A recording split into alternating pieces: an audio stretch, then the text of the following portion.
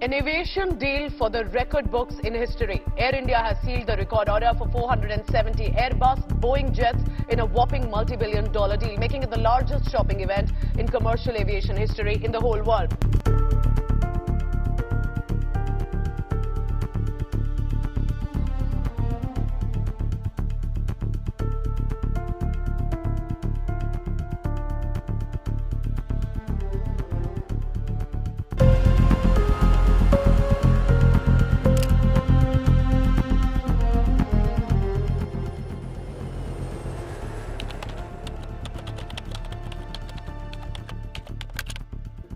Hi guys, this is Vishnu.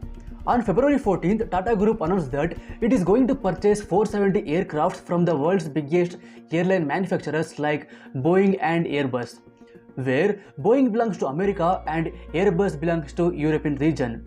And also, this will be the world's biggest airline purchase in the entire airline's history. Guys, today India is well known as third largest domestic aviation market in the world.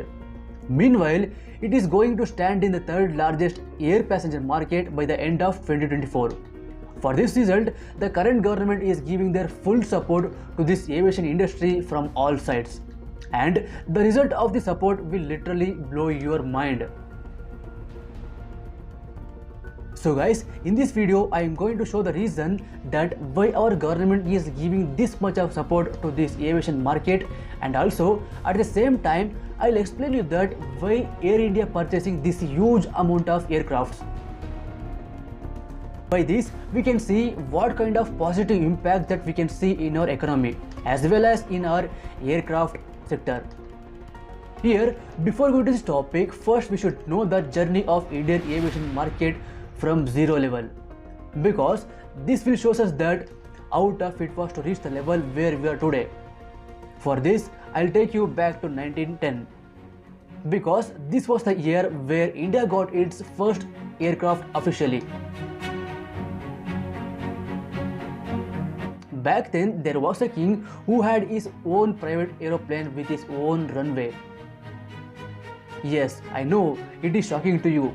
And that king is none other than the king of Patiala, Maharaja Bhupendra Singh, where he bought this aircraft from UK in 1910 for his personal use. Then, right after this, India got its second aircraft on 18th February 1911. Guys, this particular story is quite unique, because this was the same aircraft that made the entire world to talk about India. I'll tell you why. That aircraft is known as Amber biplane. Back then it was imported from England through ship in a dismantled way. And the most excitement part of the story is some British officers took those spare parts to a ground where an actual agricultural fair was going. And that ground is known as Allahabad Polo Grounds, which is even today in UP, Uttar Pradesh. There, these officers reassembled that aircraft in an open field. Well, everything was assembled and the plane was ready to take off. That was 5 PM in the evening. There, a 23-year young old boy called Henry Peckwood started to load a special mail bag with a limit of 6,500 cards and letters to this aircraft. So, finally, that time has come. Henry started those engines with a clear vision of how to take off and where to land. The entire crowd who were waiting for this time was about to get their answers. So, what next? By taking a deep breath, that young boy moved his aircraft slowly. Crowd started to shout at Henry. Within a few seconds, that aircraft took its speed by making a metal sounds which were assembled in it. Well, on that day in the entire aviation history, that 23-year boy created a record by flying a Amber aircraft for 9.7 kilometers in Indian sky. Guys, this journey took him around 6 minutes to reach its destination, where he flew from Ahmedabad to Naini across the Yamuna river and delivered world first letters through air. So, this was just a small introduction to how aircrafts were actually entered India. After all this hardship, India came to get its official aircraft gradually. And on 8th of October 1932, Indian Air Force was established by Air Marshal Subrata Mukherjee. In the beginning, our Indian Air Force was known as Royal Indian Air Force because it was established to support the British Army in World Wars. Later, on April 1st, 1933, Indian Air Force got its first aircraft called Westland Wapiti.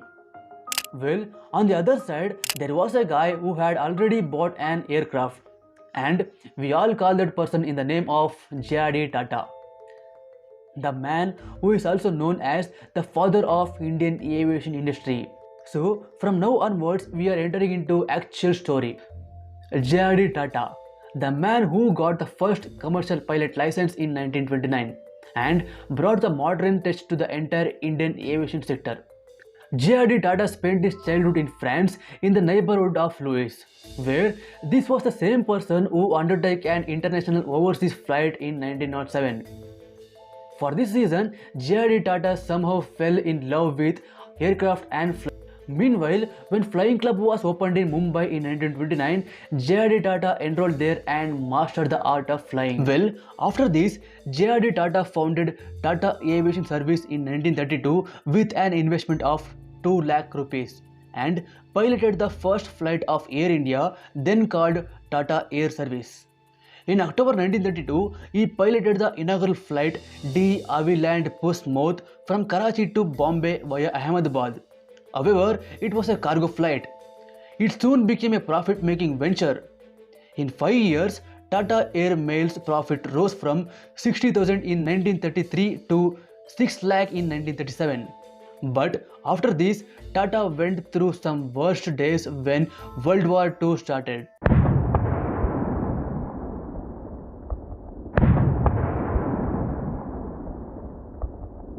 World War II.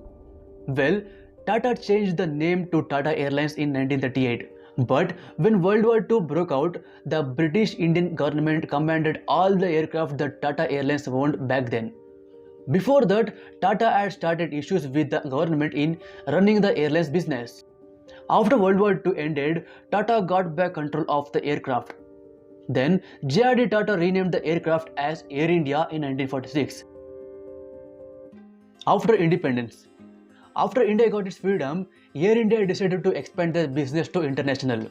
For this reason, J.R.D. gave his proposal in front of Nehru. But giving counter to this, Nehru demanded to give 49% of Air India's stake to government. As a result, Tata agreed to his conditions. Then, within a week of span, Tata got its approval to expand their business to international. For this, they started their first international venture in 1948. As their first international trip, they flew to London from Bombay. Guys, we all saw this iconic Maharaja picture on every Air India flights today, right? Where this symbol was the same symbol which was displayed on their first international flight. Guys, as I said before, in 1932, J.R.D. brought an aircraft to India with a broad vision to take the Indian transport system to the next level.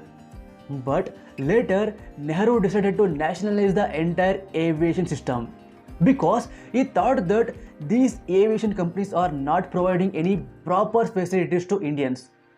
So, on behalf of all these private companies, he decided to deliver proper facilities to all Indians. I am telling all Indians. As a result, finally in 1953, Parliament passed the Air Corporations Act.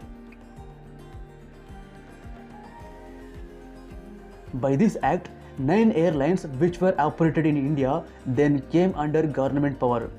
Here we can see which are those companies gone under this act.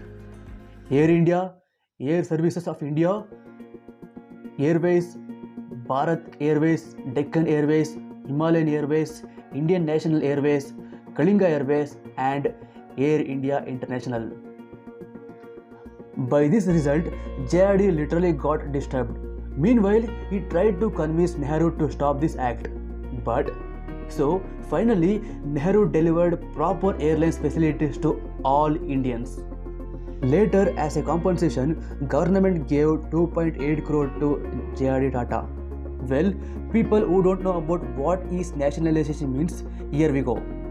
Nationalization is the process of transforming privately owned assets into public assets by bringing them under public ownership through national government or state government. Guys, nationalization can occur for many reasons, like saving a struggling industry or organization, economic profit for the government, or to bring stability in developing economy, or to progress the country. For example to this, in 1945, the French government seized the car maker Renault because its owner had collaborated with Germans. So after all this, Air India and the entire Indian aviation system came under Congress government directly and indirectly. Due to this, Air India faced so many ups and downs. For proof, here we go. Actual downfall of Air India was started in 1953 itself. But apart from this, even so many things also made Air India to go under deep troubles. And they were poor Maharaja but rich employees. Air India paid a huge salaries to its pilots and aircraft maintenance engineers just to keep them quiet from their demands. Because the unions of pilots and AMEs demanded US equivalent salaries in rupees. This robbed the airline's account completely. Well, to get their demands fulfilled, those employees gradually started to lose their interest in their works. And as a result, passengers started to experience the poor services, lack of bad financial management, and arrogant behaviors of staff pushed the Air India into deep trouble. So, these issues were the beginning of Air India's loss. But now, the real picture opens up, where an aviation minister who pushed this company into huge debt. Well, this person became the civil aviation minister in May 2004 when Air India was the market leader with a 42% of market share. Meanwhile, the minister decided to buy 68 planes for more than 50,000 crore without any revenue plan or even a route map of profit. Guys, you may ask me that what happens if we buy for 50,000 crore? Well, I'll explain you. When a company's turnover is 7,000 crore, then on what basis can we place an order worth of 50,000 crore? By seeing these, even additional security and financial advisor in the civil aviation minister V. Subramaniam opposed the decision. But later, they removed him from that post. Moreover, the minister was a close friend of Vijay Mallya. People also call him that the minister of Kingfisher Airlines. So guys, now it's time to see that why our current government is giving this much of support to this aviation industry. So answer is simple. This industry have capacity to generate jobs, generate economic growth, and increase international trade and tourism. By the way, the Indian aviation sector is expected to touch 400 million passengers annually in the next 7 to 10 years. Guys, few seconds back I mentioned that this industry have capacity to generate thousands of jobs, right? I'll tell you how. When Tata decided to purchase 470 aircrafts, American President Joe Biden said like this: "This landmark deal will create jobs across 44 states in US." Meanwhile, on the other side, France leader Emmanuel said that, "Thank you Modi for your confidence in France and our industry." Guys, keep this in your mind. At the same time, Government of India conducted Asia's biggest air show in Bangalore on 13th February to 17th February. On 14th February, Tata announced this deal. On 6th of February, Modi inaugurated Asia's biggest helicopter manufacturing plant in Tumkuru, Karnataka. And at the end of 2021, Rakesh Jhunjhunwala and his team started their new airlines venture called Akasha Air. So, this chart may look like no connection between each other, right? Wrong. See, the man who was known as stock market bull Rakesh Jhunjhunwala knew and estimated the future of this aviation industry. For this result, he started later in this year. Modi inaugurated helicopter manufacturing plant in Karnataka, and right after that, Tata announcement. So guys, seeing all this will clearly shows us that what exactly is happening behind. And at the same time, Joe Biden said that this order will generate so many jobs. Guys, just think, what if we start to manufacture aircraft in future, and how many jobs can we generate, and how much money we can save by giving to other countries? Well, I hope you got some valuable information from this video. If yes, please hit the like button because it will help our YouTube algorithm to understand that we are giving good content to you. And also please don't forget to subscribe our channel in order to show your support to our work. So guys, I'll catch you in the next video. Till then, take care. Bye bye.